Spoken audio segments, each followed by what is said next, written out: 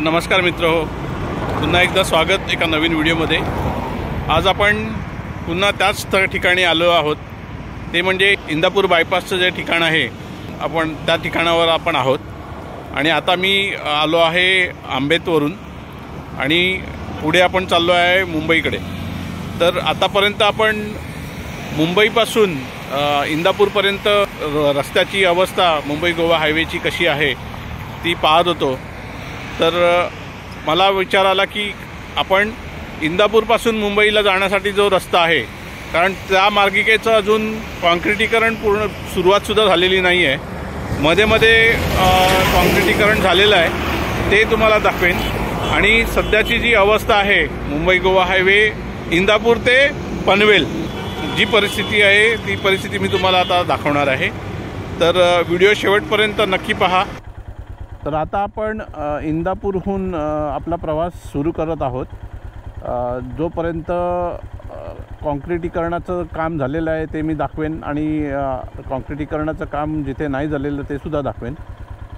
तर तुम्ही पाहू शकता इकडे बाजूला इंदापूरला सुद्धा ट्रॅफिक झालेलं आहे। आज आहे 24 डिसेंबर आणि नवीन वर्षाचं सेलिब्रेशन करण्यासाठी मुंबईचे चाकरमानी यायला लागलेले आहेत। उद्या 25 डिसेंबर आहे आणि तीही सुट्टी आहे। तर त्यामुळे इकडे ट्रॅफिक होणं स्वाभाविक आहे।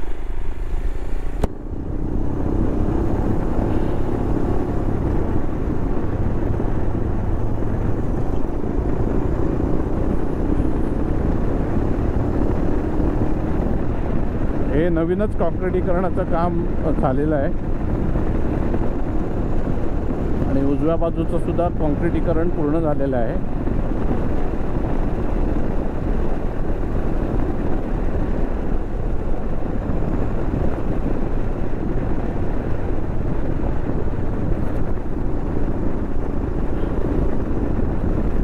आणि हे आहे डायव्हर्जन।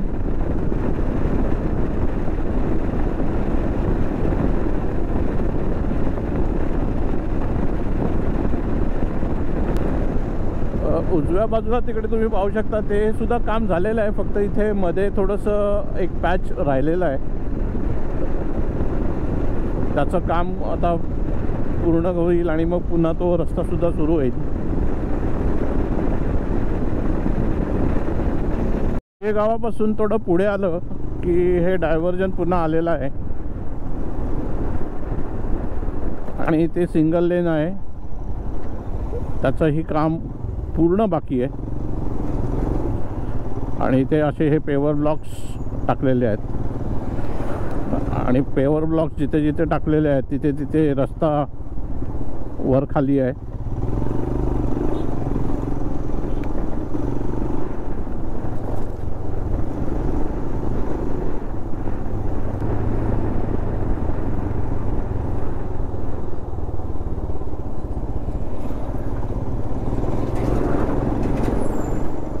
आणि इकडून पुन्हा कॉन्क्रीटचा रस्ता सुरू झालेला आहे।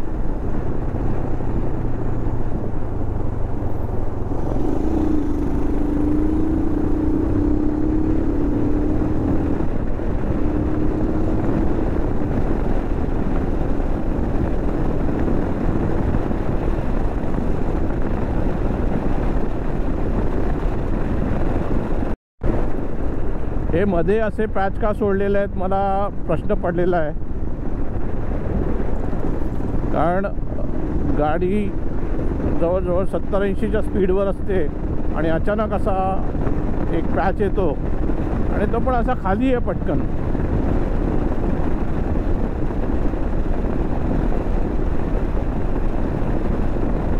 ड्रायव्हरचं जर लक्ष नसेल तर मात्र काही होऊ शकतं।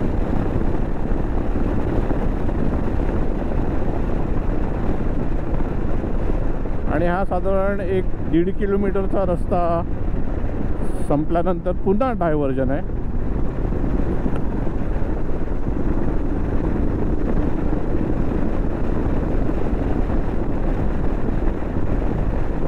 ही बाजू पूर्ण बाकी आहे बघा। ते काम करण्यासाठी काही अडथळा नाही आहे, पण काम अजूनपर्यंत का पेंडिंग आहे क्वेश्चन मार्क आहे.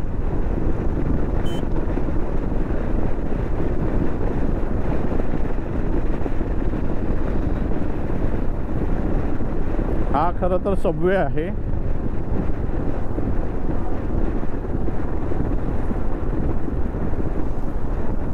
हे आहे तळवली.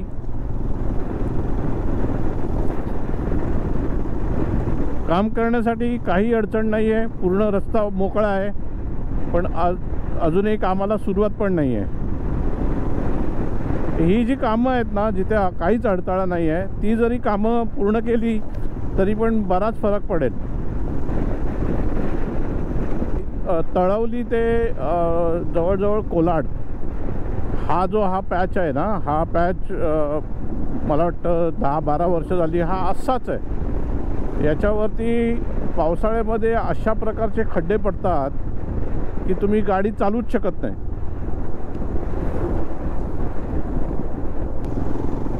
हे पहा, हे आणखी एक डायव्हर्जन.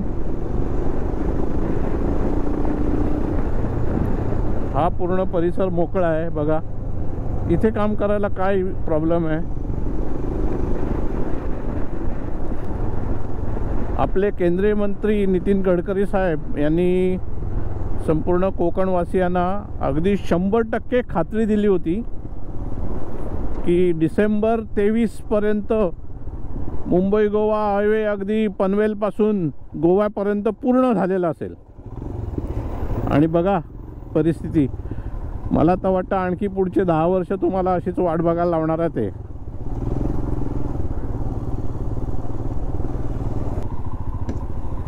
इकडे मोरीचं काम चालू आहे आणि आपण आता पोचलो आहोत वरसगावला.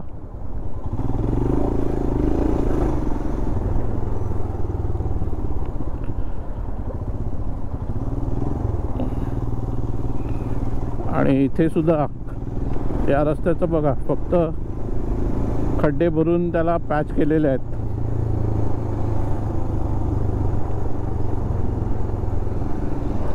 आणि पावसाळ्यात इकडे अक्षरशः जीव मुठीत घेऊन प्रवास करावा लागतो. आणि हा आहे आंबेवाडी नाका. आपण पोचलो आहोत कोलाडला.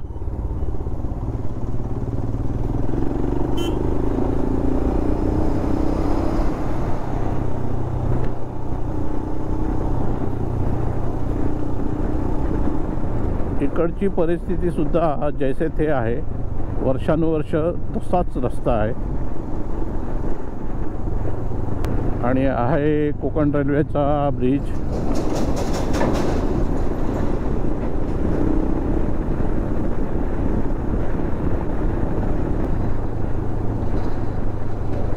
ही आहे कुंडलिका नदी.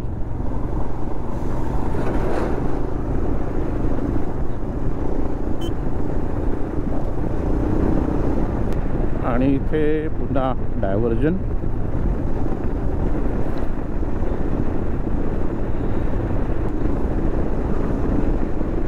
हा सिंगल रस्ता आहे. थोडं पुढे गेल्यावरती पुन्हा तिकडे कॉन्क्रीटचा रस्ता सुरू होईल.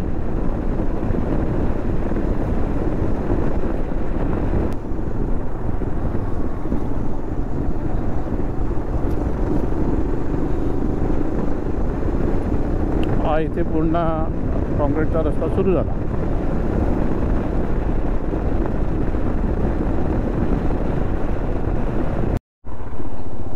आणि हे आहे नागोठणे. म्हणजे मागे तिकडे लेफ्टला एक रस्ता गेला, तो जातो नागोठणे शहराकडे.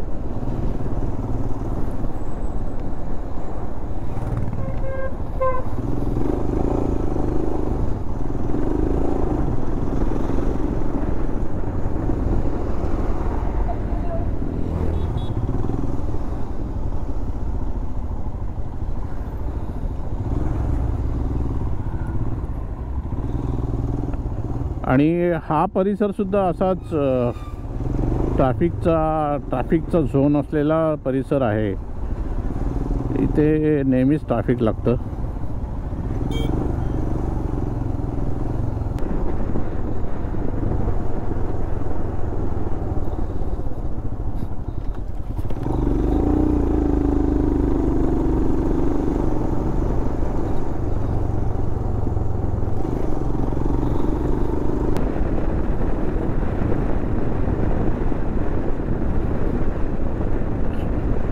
हा असा जुना रस्ता आहे आणि याच्यावरती फक्त पॅचवर्क झालेलं आहे, थोडंसं डांबर टाकलेलं आहे आणि हे इथे पुन्हा पेवर ब्लॉक्स.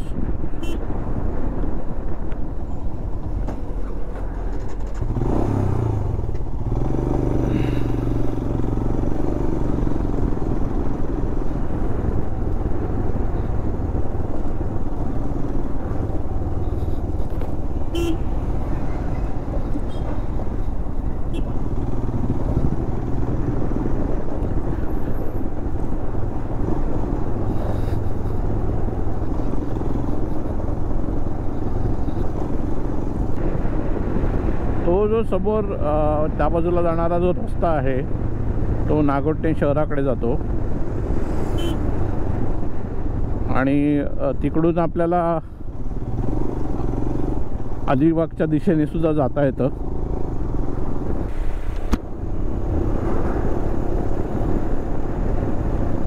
आणि दोन्ही बाजूला खडबडीत रस्ता आहे पूर्ण.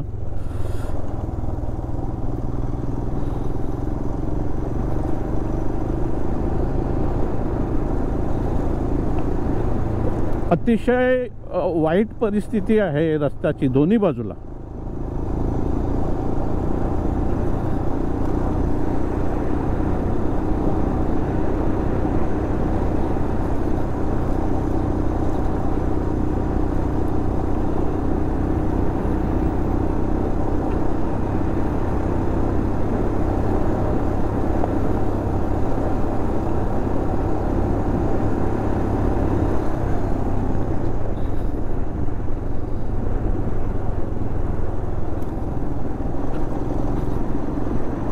समोर एस टी चालली आहे आणि तुम्ही पाहू शकता एस टी किती धुरळा उडत चाललेले.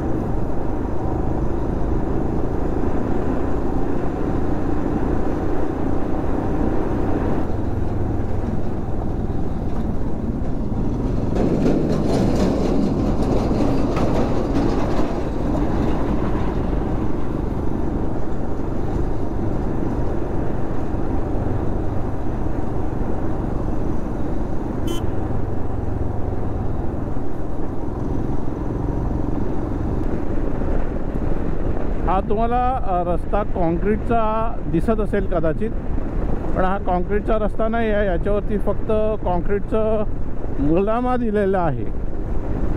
हे काम पूर्ण बाकी आहे आणि भयंकर प्रकारचे खड्डे पडलेले आहेत त्याच्यावर. आणि या गावाचं नाव आहे पळस.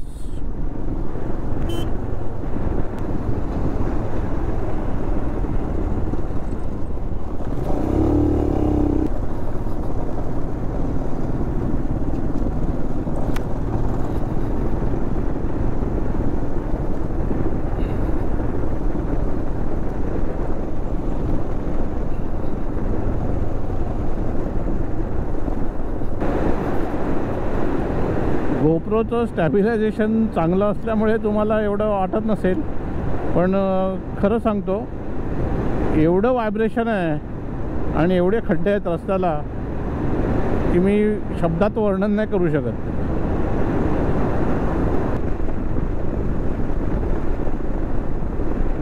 आणि हा पुन्हा एकदा सिंगल रस्ता. आपण मला वाटतं जवळजवळ आमटेमजवळ आलेलो आहोत.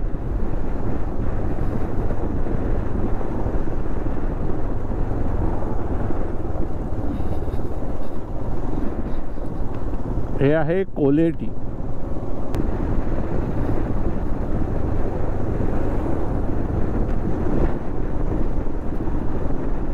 इथे पुन्हा डायव्हर्जन आहे, पण तुम्ही बघा तिकडे पूर्णपणे धुळीचं साम्राज्य आहे आणि खड्डे बघा. अरे बापरे.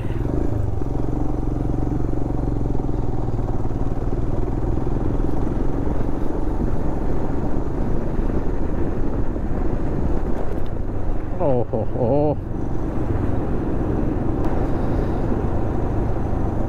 आणि इथे पुन्हा एकदा सिंगल लेन आलेली आहे.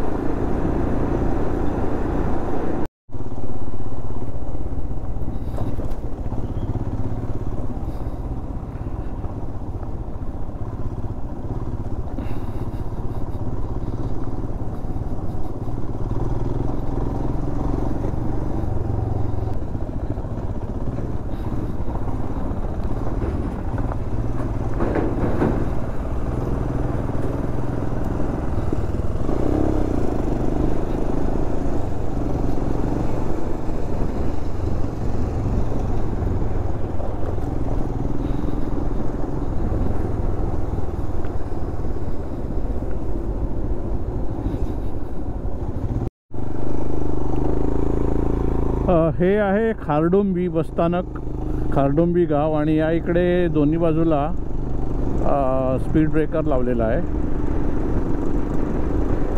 तर शक्यतो आता कसं आहे की रात्रीचा प्रवास करताना हे स्पीड ब्रेकर लक्षात येणार नाही, कारण हा समोरून येणारा जो रस्ता आहे ना तो पूर्ण कॉन्क्रीटचा झालेला आहे. त्यामुळे कसं आहे की गाडी भरधाव मारली जाते आणि असा अचानक स्पीड ब्रेकर आला तर मग पंचायत होते.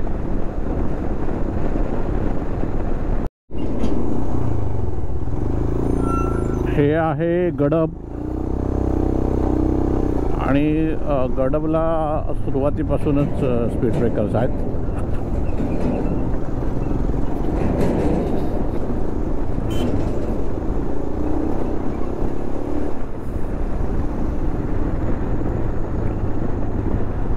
या ठिकाणी काहीच काम सुरुवात झालेली नाही आहे गडबला.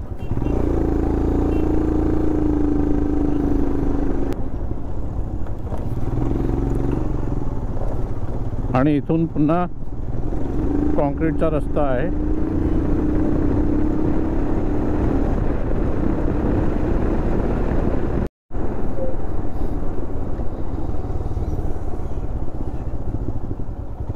आणि हा एक करावी गाव आहे. इथे एक स्पीड ब्रेकर लावलेला आहे. इथे रेल्वे क्रॉसिंग सुद्धा आहे.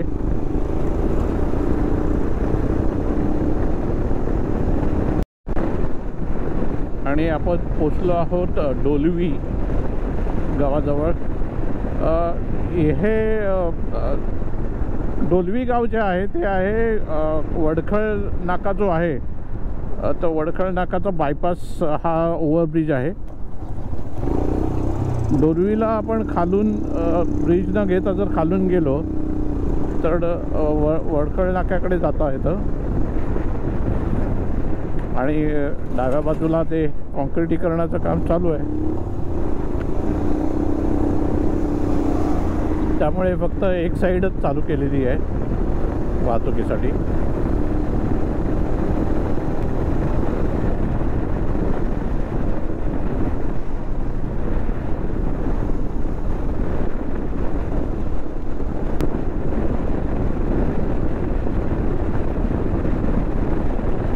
वडखळ बायपास तर सिंगल लेन सुरू आहे.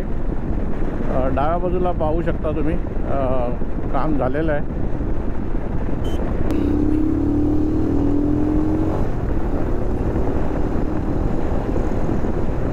आणि हे वडखळ बायपास दोन्ही बाजूची मार्गिका सुरू झालेली आहे. वडखळ बायपासचा जो रस्ता आहे तो झालेला आहे, पण थोडंसं पुढे आल्यानंतर हे पुन्हा डायव्हर्जन आहे. समोर पाहू शकता ते काम चालू आहे. अरे पण त्याच्यामुळे कसं आहे की इकडे जे डायव्हर्जन आहे ते अतिशय भयानक परिस्थितीमध्ये आहे.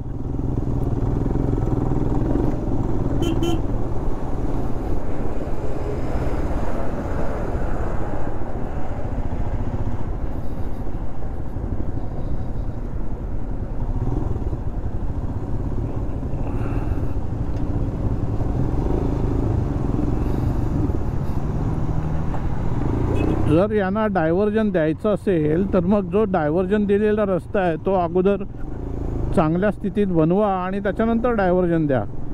पण हे मला यांचं गणितच कळत नाही. हा रस्ता बघा का बिकट परिस्थिती आहे याची आणि इथून डायव्हर्जन दिलेलं आहे.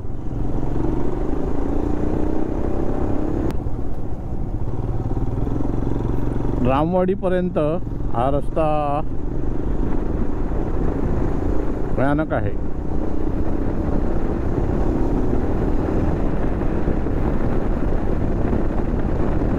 म्हणजे वडखळ बायपासपासून तुम्ही थोडे पुढे आलात की पुन्हा एकदा डायव्हर्जन दिलेलं आहे आणि तो रस्ता खराब आहे अगदी रामवाडीपर्यंत.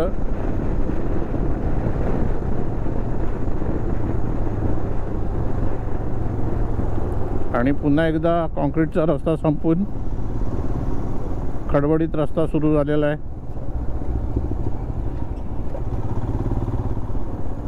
हा आहे रामवाडीचा ब्रिज.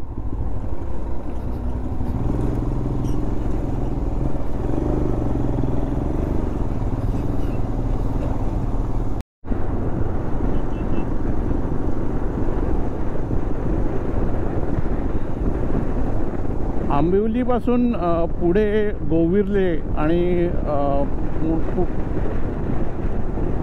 आंबिवलीपासून पुढे गोविर्ले गाव जे आहे त्यापासून पुढे हा जो रस्ता आहे हा रस्ता हा पूर्णपणे जुनाच आहे. याच्यावर 1% सुद्धा कॉन्क्रिटीकरणाचं काम अजून सुरू झालेलं नाही आहे. आणि उजव्या बाजूला कॉन्क्रिटीकरणाचं काम झालेलं आहे एक मार्गिका. आणि काहीशी अशी परिस्थिती आहे. आता आलो आहोत आपण दुर्शेतला.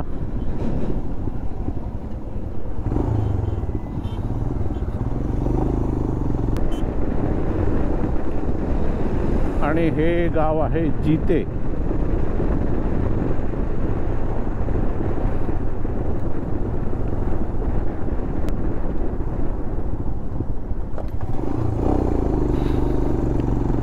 आणि अशा प्रकारे आपण पोचलो आहोत खारपाड्याला.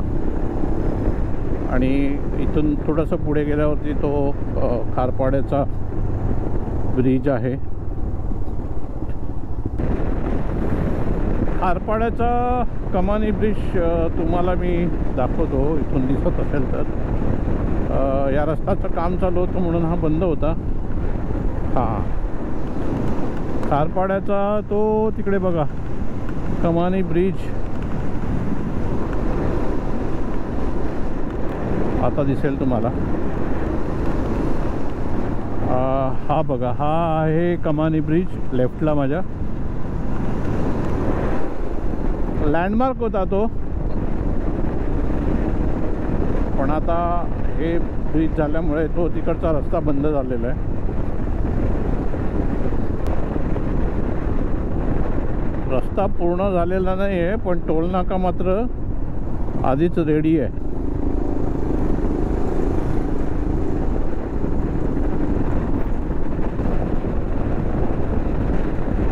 आणि समोर तुम्हाला कर्नाळा किल्ला दिसत असेल. आपण तिकडे पुढे माझा एक फेवरेट स्पॉट आहे तिकडे थांबणार आहोत, ब्रेक घेणार आहोत एक, म्हणजे नीरा ब्रेक घेणार आहोत. दुपारचे वाजले आहेत 12:30 आणि थंडगार नीरा पिणं म्हणजे सोने पे सुहागा.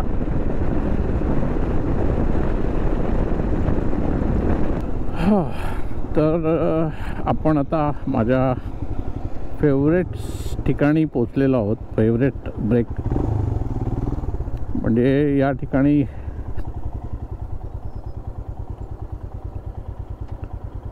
येऊन मी नक्कीच ब्रेक घेत असतो. तर आपण कर्नाळ्याला पोचलेलो आहोत.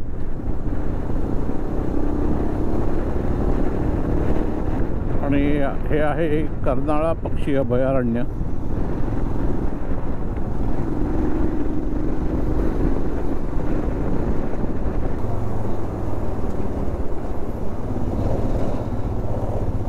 इथून खाली गेलं की कर्नाळा पक्षी अभयारण्याकडे जाता येतं.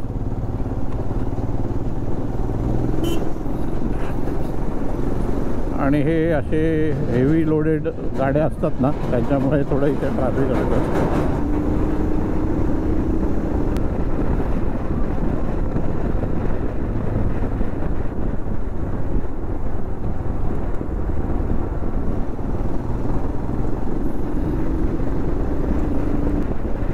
आणि हे आहे वन ऑफ माय फेवरेट क्षणभर विश्रांती.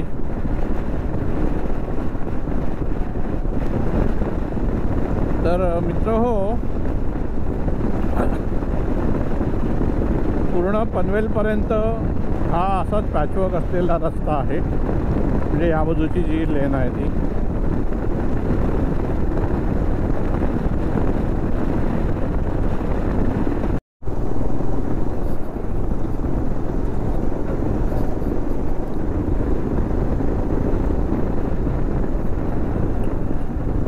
तर आता आपण पळसपेला पोचलो आहोत. हा पळसपेचा ब्रिज आहे. आणि पेणपासून म्हणजे वडखळ बायपास तो रस्ता सोडल्यापासून नंतर जो पुढचा रस्ता आहे हा पूर्ण हा डांबरी रस्ता आहे. आणि कित्येक ठिकाणी पॅचवर्क आहे. मध्येच बरेच ठिकाणी खड्डे पण आहेत.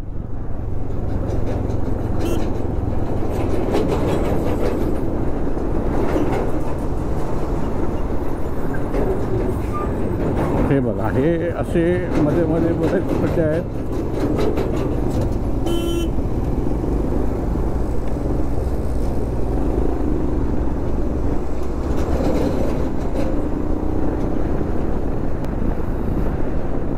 आणि समोर दिसतोय आपल्याला JNPTचा रस्ता. डावीकडे गेलो की आपण JNPTला जाणार.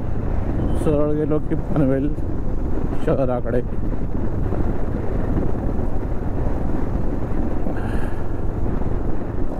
आणि आपण इथून डाव्या बाजूला जाणार. तर अशा प्रकारे आपला हा प्रवास संपलेला आहे. आपण पोचलो आहोत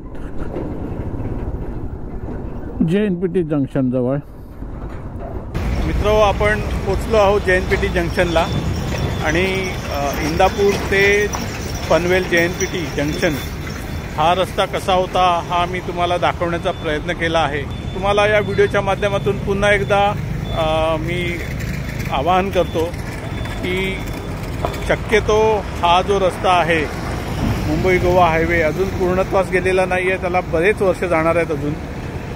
नितीन गडकरी साहेबांनी सांगितलं होतं की डिसेंबर 23पर्यंत पूर्ण मुंबई गोवा हायवे पूर्ण होईल. पण आपल्याला पूर्ण मुंबई गोवा हायवे पूर्ण होण्याची अपेक्षा नाही आहे. JNPT पासून म्हणजे हा JNPT जंक्शनपासून ते इंदापूरपर्यंतचा जो रस्ता आहे तो रस्ता तरी पूर्ण व्हावा अशी एक छोटीशी अपेक्षा आहे. तुम्हाला हा रस्ता जर अवॉइड करायचा असेल, टाळायचा असेल आणि तुम्ही माणगाववरून जर येणार असाल तर माणगाववरून तुम्ही निजामपूरला जा. किंवा निजामपूरपासून जर जायचं नसेल तर तुम्ही वाकणपर्यंत या. वाकणपर्यंत येऊन वाकणला उजव्या बाजूला वळा आणि खोपोली मार्गे आपला जुना मुंबई पुणे हायवे जो आहे तो घेऊन या. हा जो पॅच आहे नागोठणेपासून ते अगदी पूर्ण पनवेल जंक्शनपर्यंत म्हणजे हे JNPT जंक्शन जे आहे त्या जंक्शनपर्यंत रस्ता अतिशय वाईट आहे. खूप भयंकर परिस्थिती आहे रस्त्याची. तर तुम्हाला सुखरूप प्रवास करायचा असेल तर मी तुम्हाला सांगितलेले जे पर्याय आहेत ते पर्याय निवडा आणि त्या रस्त्यानेच या. त्यामुळे तुमच्या गाडीचा मेंटेनन्ससुद्धा वाचू शकतो आणि तुमच्या कुटुंबाचा जीवही धोक्यात घालण्यापासून तुम्ही वाचू शकता. तर या व्हिडिओमध्ये इतकंच. पुन्हा भेटू एका नव्या व्हिडिओमध्ये. धन्यवाद. आणि पुन्हा एकदा एक छोटीशी विनंती. हे जे इथे तुम्हाला उजव्या बाजूला लाल कलरचं बटन दिसतं ना सबस्क्राईब, ते सबस्क्राईब केल्याशिवाय जाऊ नका. कंटेंट क्रिएट करायला खूप मेहनत लागते. तर तुमचा सपोर्ट हवा आहे. सपोर्ट करण्यासाठी सबस्क्राईब बटन दाबा आणि बेल आयकनसुद्धा दाबा जेणेकरून तुम्हाला पुढे नवीन येणारे व्हिडिओ पाहता येतील. धन्यवाद.